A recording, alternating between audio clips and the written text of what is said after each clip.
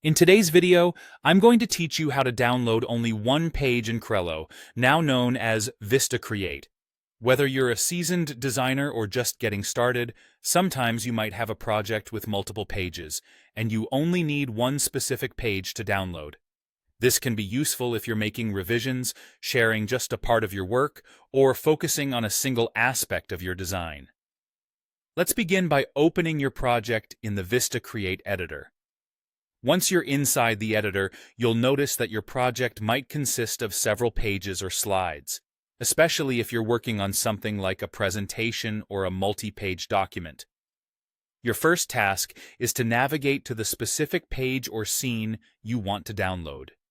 This step is crucial because it sets the stage for the next actions you're going to perform. With your target page in view, turn your attention to the top menu of the editor.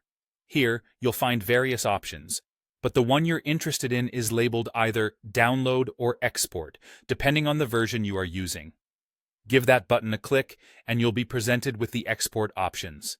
This is where you decide exactly what you want to download from your project. In the Export or Download options, keep an eye out for the ability to select which pages you'd like to include in your download. You'll often see this in the form of checkboxes next to each page, or possibly a page selector. This feature gives you precise control, allowing you to isolate a single page from your project. If your software version displays options like All Pages or Current Page, make sure to select the one that corresponds to the single page you're focusing on. After you've selected your desired page, the next choice you have to make involves the format of your download. Vista Create supports various file formats like PNG, JPG, and PDF. Carefully choose the format that best suits your needs or the requirements of your project. If you're planning on sharing the design on social media, a PNG or JPG might be best. For printing or sharing documents, a PDF could be more appropriate. With your page and file format selected, it's time for the final step.